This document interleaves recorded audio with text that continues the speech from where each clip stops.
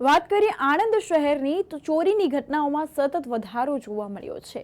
આણંદમાં પણ એક કિસ્સો સામે આવ્યો છે। ઘરફોડ ચોરીના 4 ગુનાનો ભેદ ઉકેલાયો છે। જિલ્લામાં રાત્રિના સમયે દુકાનોના શટરના તાળા તોડી ઘરફોડ ચોરી કરનાર કુખ્યાત આરોપી વિજય ઉર્ફે કાદર ઝડપાયો છે। જી હા, કુખ્યાત આરોપી કાદર ઝડપાયો છે અને આણંદ એલસીબી પોલીસે આણંદ, તારાપુર, ખંભાત અને બોરસદમાં દુકાનોના તાળા તોડીને ઘરફોડ ચોરી કરનાર કુખ્યાત આરોપી ચોરી કરનાર જે છે તે ઝડપાયો છે। વિજય ઉર્ફે કાદરને તારાપુર ચોકડી નજીકથી ઝડપી પાડવામાં આવ્યો છે અને આ અંગે કાયદેસરની કાર્યવાહી અને વધુ તપાસ હાથ ધરવામાં આવી છે।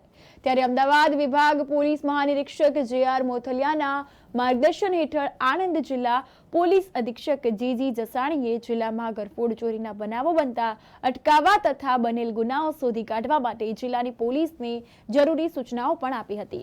જેના અનુસંધાને આણંદ જિલ્લા એલસીબી પોલીસે જિલ્લામાં બનેલ ઘરફોડ ચોરીના ગુનામાં સંડોવાયેલ આરોપીને પકડવા માટે હ્યુમન ઇન્ટેલિજન્સ અને ટેકનિકલ ઇન્ટેલિજન્સની મદદથી તપાસ હાથ ધરવામાં આવી હતી। તો આ દરમિયાન પોલીસે તારાપુર ચોકડી નજીક આવેલ પેરામાઉન્ટ હોટેલના પાછળના ભાગેથી વિજય ઉર્ફે કાદર હિંમતભાઈ મકવાણા, હાલ રહેવાસી છે રામનગર પ્લોટિંગ વિસ્તારના, અને તેઓને લોખંડના એક ધારદાર સળિયા સાથે પકડ્યો હતો અને સળિયા સાથે તેને પકડવામાં આવ્યો અને તેની પાસેથી 89,500 રૂપિયા પણ મળી આવ્યા હતા। રોકડ રકમ તેમજ લોખંડના સળિયા બાબતે પોલીસે પૂછપરછ કરતા તેણે આણંદ, તારાપુર, ખંભાત અને બોરસદ ખાતે ઘરફોડ ચોરી કરી હોવાની કબૂલાત કરી છે।